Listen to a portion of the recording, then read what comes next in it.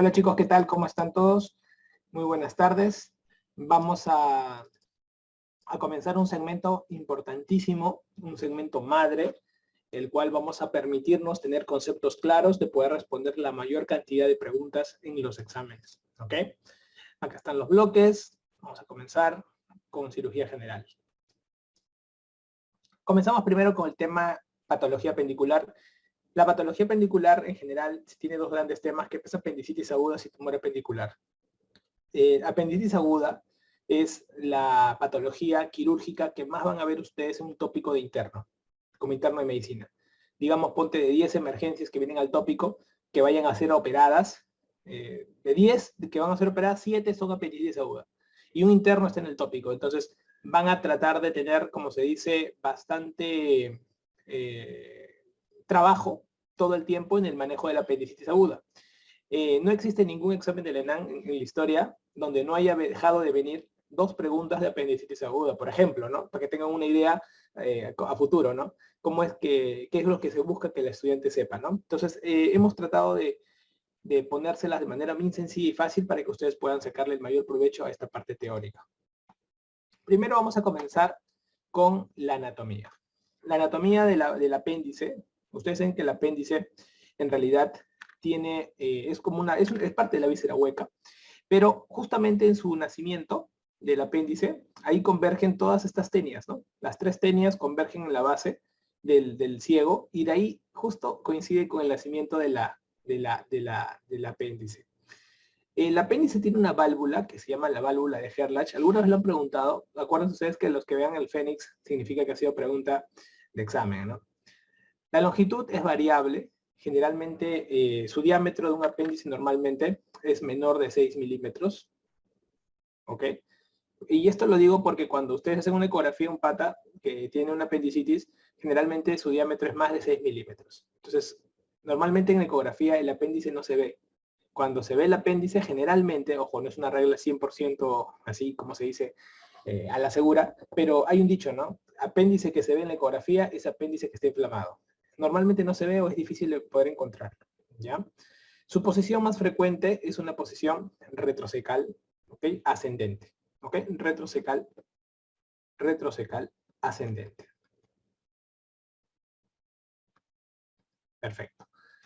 Con respecto a sus aspectos fisiológicos, vamos a ver que secreta inmunoglobulina, sobre todo la inmunoglobulina A. Ha sido preguntado esto, es una pregunta de los STEPS.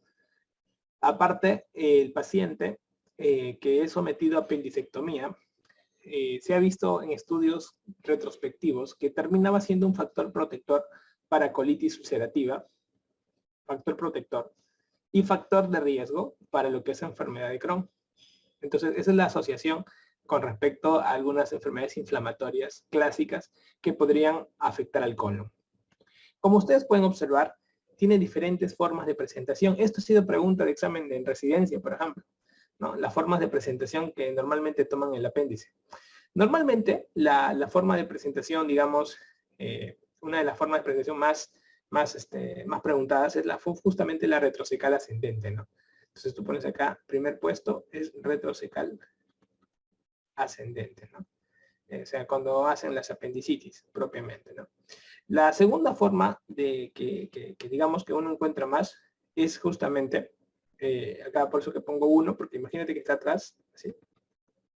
Está por acá atrás el apéndice, ¿ok? Porque recuerda de 1. La otra segunda que se encuentra según esa frecuencia son las apendicitis que tienen una ubicación pélvica, ¿ok? Y esto es pregunta de examen. Acuérdate, pélvica con P, ¿de qué? De peritonitis, para que te acuerdes de que se complica más, ¿ya? O también para que te acuerdes de pucha madre, pélvica, la P de pucha madre. O sea, esta es la que se complica más. ¿Ya? Acuérdate esto. Entonces, segundo lugar, la pélvica. ¿Ya? Después, todas las demás, las otras que tú vas a ver en los libros que se encuentran, ¿no? Todititas las posiciones, ¿no? Subsecal, retroilial, preilial, ¿no? Esta es la subsecal, por ejemplo. Subsecal, ¿no? Preilial, retroilial. Estas, por ejemplo, que tienen relación con el ilio, se asocian mucho a diarreas. Entonces son las apendicitis que debutan con diarreas, porque la inflamación estimula el ilion, entonces le da diarrea al paciente. ¿Ya? Entonces acá ya es son más variopintas, como se dice, ¿no? Acá es muy variado el tercer puesto, pero el primer y segundo puesto es bien notable en su presentación. Sí, es bien notable en su presentación. Y ha sido pregunta. Inclusive hay signos, ¿no? Hay signos que se asocian. Por ejemplo, en la retrocecal ascendente, el signo que uno explora es el signo del psoas.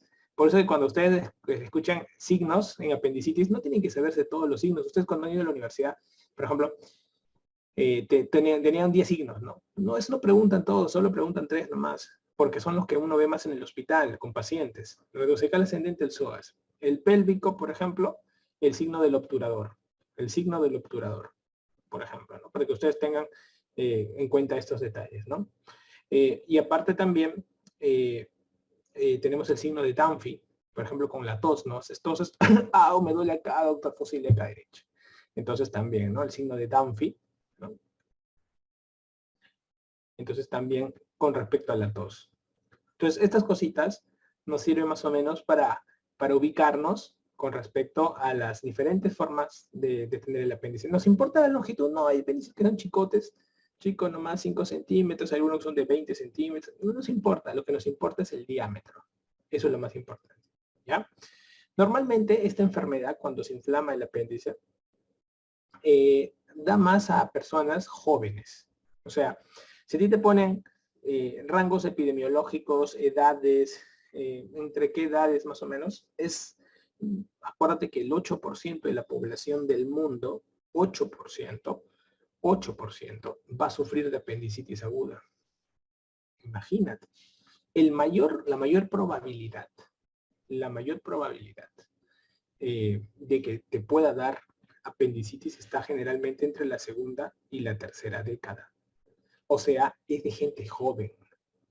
Cuando ya te vas muy al fondo, a los extremos, por ejemplo, yo acá te podría poner para que tengas para el examen, cuando eres muy chibolo o eres muy anciano, los extremos de la vida se asocian más a complicaciones, o sea, perforaciones.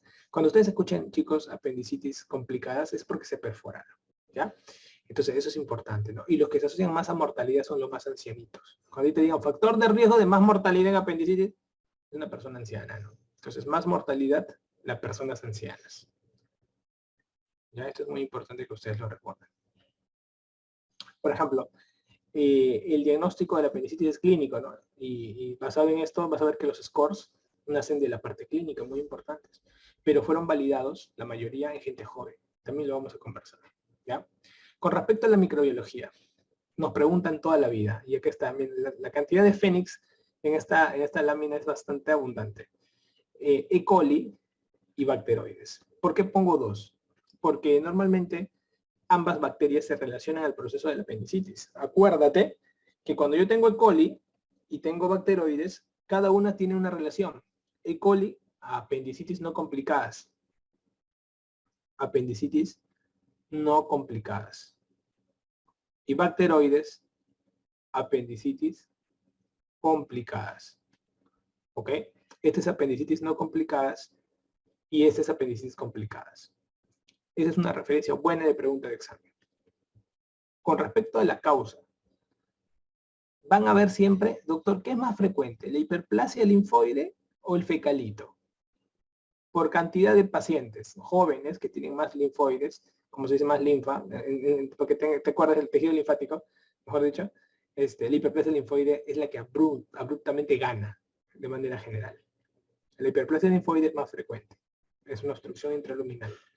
Pero el fecalito se asocia mucho a más complicaciones. Si te dicen cuál es el tipo de apendicitis que más se complica, los que tienen relación con fecalitos. Esos son los que se complican más. Basta que tú veas fecalito en una pregunta de examen, ya sabes que esa vaina va a terminar mal. O se perforó antes de tiempo. Ya te voy a enseñar estos trucos para que las puedas sacar.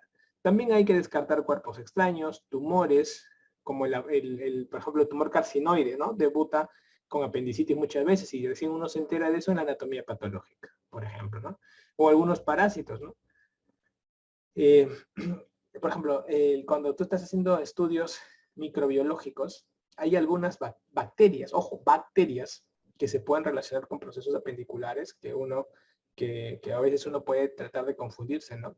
¿Se ha visto eso, por ejemplo, en Yersinia? ¿Se ha visto eso? Yersinia pestis, ¿no? Y hace molestias en esa zona, ¿no? Entonces, para que uno más o menos uno tenga un poquito de relación. Y después, y con respecto a parásitos, cualquier parásito que le encante meterse, como se dice, a los huecos.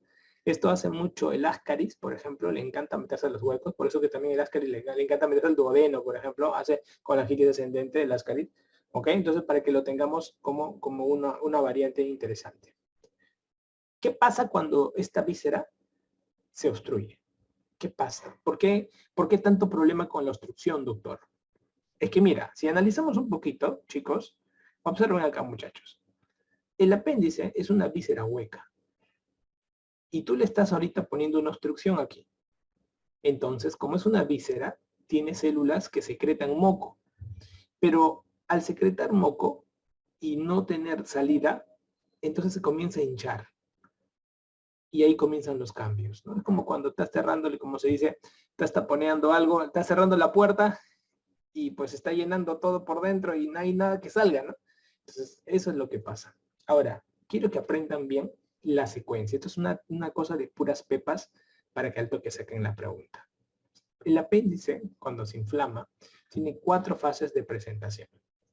La primera fase es la fase congestiva. ¿Qué quiere decir fase congestiva?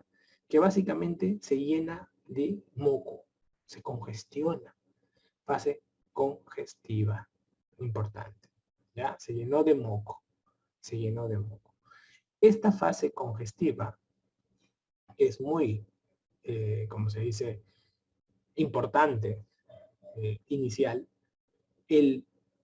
¿Cuál de las tres vías vasculares se tapa primero? Tenemos la vía linfática, la vía arterial y la vía venosa. Entonces, al inicio, cuando la congestión comienza, la primera vía que se tapa, chicos, pregunta de examen, estaba acá de cajón, es la vía linfática. Entonces, al inicio, la parte linfática se tapa, se obstruye. Por la misma presión intraluminal, obstruyen la linfa, entonces la linfa se queda retenida ahí. Entonces el moco aumenta y se congestiona. Entonces, en ese momento, ¿qué ocurre? Ocurre de que la víscera va a dar un mensaje. Ese mensaje que se va a ver en la parte congestiva se relaciona con el famoso dolor abdominal, que es el signo, mejor dicho, el síntoma, porque el paciente viene con síntomas, más importante y más frecuente. El dolor abdominal comienza ¿en dónde? En el epigastrio. ¿Por qué comienza en el epigastrio, doctor? Porque va a relacionarse con el sistema nervioso simpático. ¿Ok? El sistema nervioso simpático, ¿qué hace? Cuando está en la fase congestiva, el dolor es vago. Escuchen bien la palabra. Hay gente que me ha caído, han perdido puntos tontos. El dolor epigástrico no es hincada, no es quemante. No, el paciente no encuentra las palabras. Te dice, no sé, como un fastidio, algo, eso se llama sordo. Sordo se llama que no escucha, o sea, no te dice nada. Entonces no sabe, no usa las palabras. Tú dices quemante, hinca, como un cuchillo, como buscando una perforación. Y no, es sordo, me viene una molestia, no le da importancia. Será el estómago, de repente me cayó mal la comida, así te lo dice. Eso es producido por un sistema nervioso autónomo. ¿Ok? El sistema nervioso simpático está importante en la parte del plexo. ¿Ok? Entonces, ese momento se da porque la parte congestiva se expande. Ahí queda. Pero van pasando las horas. Van pasando las horas. Generalmente, más o menos, esa obstrucción que se ha presentado, que generalmente dura 6 horas, aproximadamente, esta congestión, va a evolucionar y va a pasar a una segunda fase. En esta segunda fase, ya no solamente está congestionada, sino está muy hinchada. El moco ha aumentado demasiado, por eso que le llaman fase flemonosa o supurativa. Esta fase ya no bloquea la vía linfática, sino bloquea la vía venosa. Mire el orden cómo va progresando. Y ojo, miren aquí estos puntitos que estoy poniendo, muchachos. Esta fase puede durar hasta 24 horas. hasta 24 horas. O sea, quiere decir que comenzó mi dolor aquí y me he tirado 24 horas para llegar hasta este nivel.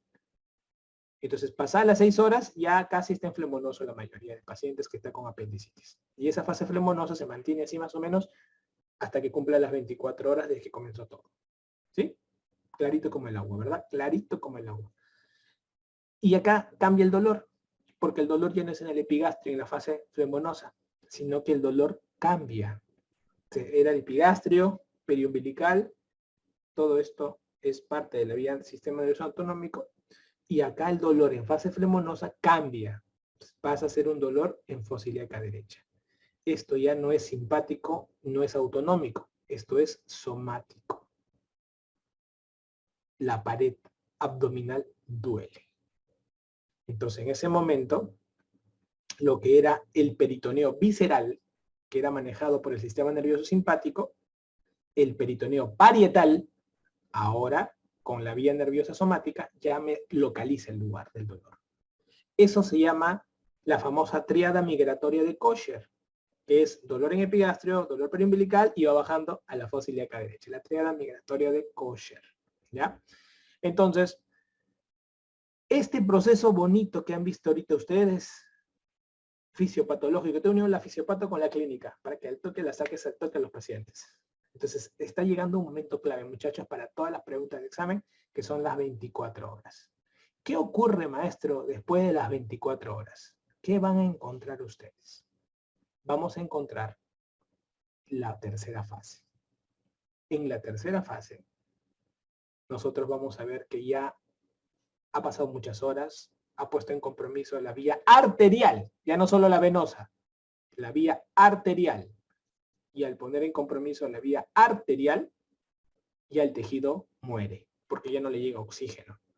Entonces, en este momento aparece la fase necrosante, porque es necrosis, ¿no? Muerte, tejido muerto. Necrosis es tejido muerto. Entonces, pasadas las 24 horas, ya el tejido se muere. Y como está lleno de presión, en algunas zonas de debilidad de la pared del apéndice, lo puede perforar. Y aquí aparece la cuarta fase, que es la perforación. Ya se perfora y lógicamente sale el líquido a la cavidad peritoneal. Entonces, ¿qué estamos aprendiendo aquí? Por ejemplo, miren, ustedes deben ser maestros de reconocer las preguntas al toque. En las primeras 24 horas, ¿qué bacterias son las que dominan? El E. coli. Por eso que se llama apendicitis no complicada. La apendicitis complicada es esto. Esto es la apendicitis complicada. Esto. Esta es la apendicitis complicada. Todo lo que ocurra después del proceso de necrosis y perforación. Están dentro de la complicada. Entonces, pregunta de examen, clásica. Uno al ojo tiene que sacar esto. ¿Cómo saco yo al ojo que algo puede ser complicado con el tiempo en las preguntas de examen? En la vida, tú vas a tener así, mira, es por eso que es importante, el cerebro del médico es muy importante aquí en la interpretación. Ustedes van a preguntar al paciente, ¿cuánto tiempo te duele, señora, así en la barriga? Doctor, mire, empezó ayer. Entonces sacas tus tiempos, tus horas. Toca, saquen las horas. Ayer en la noche, doctor. Primero, ahorita me duele acá, pero él nunca te refiere el dolor epigástrico, nunca, no le da mi importancia. Y, señor, antes que le duele ahí, le dolió más arriba. Ah, sí, como una, no sé, parecía como una gastritis, creo. Pero ahorita me duele acá, doctor. Así te va a responder el paciente. Entonces, tú al toque vas sacando tu mente, ¿no? ¿Cuánto tiempo pasó? Pucha, pasó 15 horas. Estoy antes de 24 horas que comenzó todo. Ya, pero es más de 6. Fácil que esté en la fase flemonosa. Fácil. Ya te ubicaste ya. Y te imaginaste que hay una congestión venosa, que ahorita se va a complicar, entonces le tienes que dar prioridad a ese paciente. ¿Sabes qué, señor? Lo vamos a operar. Por ejemplo, ¿no? Tú que ubicaste la fisiopata y todo. Inclusive, tú puedes saber que ese paciente puede que no utilice antibióticos. ¿Por qué? Porque tiene E. coli, que está en las epidemias no complicadas. Y tranquilo, o sea, hasta te vas asumiendo muchas situaciones futuras, solamente con un pequeño dato, la hora de cuando comenzó todo. Imagínense, con un simple dato de la hora, nosotros como médicos ya tenemos toda esta correlación, sabemos qué está ocurriendo con los tejidos, increíblemente. Y en las preguntas de examen, siempre miren la hora. Doctor, esto que usted me ha enseñado, de manera muy práctica, ¿se respeta siempre absoluto? No. O sea, siempre no digas, porque hay situaciones, por ejemplo, los VIH, los diabéticos, los niños, los ancianos, Ellos no te respetan 24 horas de complicación. Ellos pueden complicarse antes de 24 horas. O sea, mientras más tu condición inmunológica esté más deteriorada, te puedes complicar antes de las 24 horas. Eso es importante que lo tengas en cuenta. Esto va a ser determinante porque algún paciente tienes que operarlo ya. Así haya venido recién. Doctor, acaba de venir un paciente diabético con probable apendicitis, pero recién ha venido y tenemos 3 en espera en sala. Sí, sí, pero espérate. Los que están en espera en sala no tienen factores de riesgo, pueden aguantar. Pasa el diabético primero. Pero doctor, acaba de llegar recién, los pacientes se van a quejar, que se quejen. Yo soy el que toma la decisión porque se va a perforar antes y este señor va a ir mal. Esa es la toma de decisiones importante de conocer morbilidad asociada a la enfermedad. ¿Ya? Entonces ustedes tienen que ir tomando en cuenta estos detalles de toma de decisiones porque cirugía no está para decir gris. Cirugía es blanco o negro. Bienvenidos al mundo del blanco o negro. En las áreas clínicas existen los tonos de colores. Existe el gris, existe el blanco humo, existe el negro petróleo, el negro cafecito. Acá no. En cirugía o es blanco o es negro. No hay grises. En clínica sí. Entonces, cuando ustedes estén metidos en área quirúrgica, tienen que ser medio prototipos. Nosotros, ¿por qué crees que yo siempre les digo a todos mis estudiantes el paciente robot, paciente robot, paciente robot, paciente robot? Porque ustedes primero van a volverse máquinas de reconocimiento como robots. Cuando vean pacientes, se van a humanizar.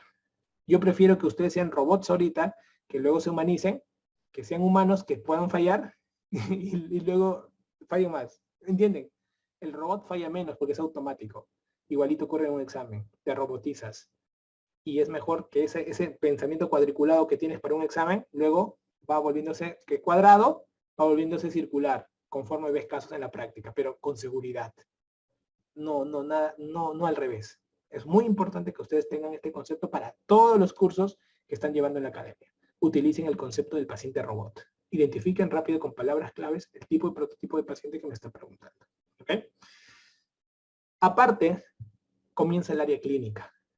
En el mundo clínico es muy importante identificar algunos aspectos. Los síntomas. El paciente primero va a venir con síntomas que él te va a referir. ¿Cuál es el síntoma que no puede faltar? El más importante, el Dios, el papá, el Señor, el dolor abdominal. Es el más importante. Luego tenemos náuseas, luego tenemos vómitos. Para que ustedes vean así, ¿no? El orden. ¿Okay? Náuseas y luego vómitos. En el adulto, primero está el dolor y luego están las náuseas y los vómitos. Los niños hacen al revés. Primero hacen náuseas y vómitos y después les duele. Por ejemplo, esto me puede ayudar mucho en cirugía pediátrica en una rotación tranquila que pueda tener. Recontra pepa de oro. Otro dato importante que nos puede venir en las preguntas de examen. Este dato es muy importante porque me va a permitir, oye doctor, con esto usted está secuenciando, no está poniéndolo en orden. Claro, mira, la anorexia. La anorexia. No existe apendicitis que tiene hambre. Para eso existe el famoso signo de la hamburguesa. Signo de la hamburguesa. ¿Qué significa el signo de la hamburguesa? Que tú le ofreces comer a un paciente con apendicitis y le da asco. No, no quiero. Oye, tranquilo, no pasa nada. No, me da asco. Un paciente con apendicitis no está comiendo. No está comiendo. Dato importante para que lo puedan sacar. Otro dato que pasa desapercibido en las preguntas y nos ayuda a resolver un montón de datos. La fiebre. La fiebre es un signo de complicación. Y la fiebre también es un signo de que ya pasaron 24 horas. Entonces, para las preguntas de examen, hablar de 24 horas es casi decirme fiebre. Puede que en alguna pregunta no te pongan el tiempo. Paciente que viene con dolor en fosa ilíaca derecha con fiebre. Y tú en tu cabeza dijiste, ya pasó 24 horas. ¿Te das cuenta? Se llaman pepas. Eso se llama palabras mágicas que me permiten identificar prototipos de robot y eso reconozco rápido. Perfecto, así se estudia medicina. Primero robótico y luego circular tocando ya a los pacientes, entrevistándote con los pacientes, viviendo en el hospital. ¿De qué te sirve vivir en el hospital si no tienes ningún sistema que llenar? Es como estar buscando agua y no tienes jarra. En la academia, ustedes están desarrollando su jarra.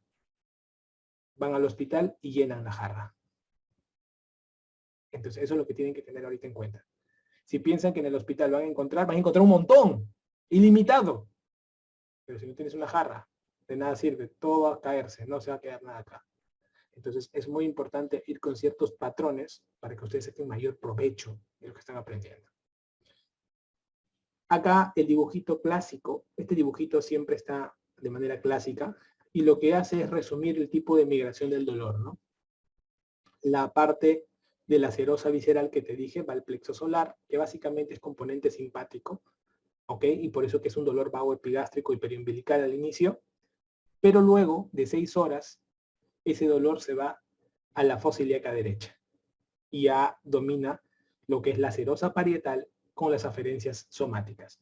Entonces, entre el dolor, ¿sí?, autonómico, que es epigástrico, al dolor somático, generalmente están pasando 6 horas. ¿Ok? 6 horas es más o menos el tipo de migración.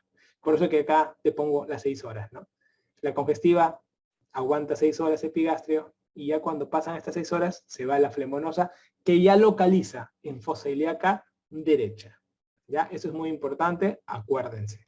Recuerden también los puntos de dolor cuando la gestante, como se dice, está gestando, mejor dicho, y tiene una apendicitis. De acuerdo al tamaño del útero, puede ser que el apéndice pueda migrar. ¿Cuál es el signo o cuál es el punto que define el apéndice? El punto de McBurney. El punto de McBurney es básicamente una línea que se traza desde la espina ilíaca anterosuperior al ombligo y se divide en 3 partes. La parte de aquí, que es la parte del tercio externo con los 2 tercios internos, esto de acá sería el punto de McBurney. El punto de McBurney, ¿qué es lo que mide? Mide la base del apéndice. Fuerte, McBurney con B de base. La base del apéndice. Es como que tocas la base del apéndice y le duele, pues, cuando tú tocas. Entonces es normal porque está inflamado y así se va a presentar. ¿Correcto? Muy bien. ¿Se dan cuenta qué bonito es cuando la cirugía te la van narrando en orden y tú ya vas interpretando? Acuérdate, crea tu jarra para que llenes de agua.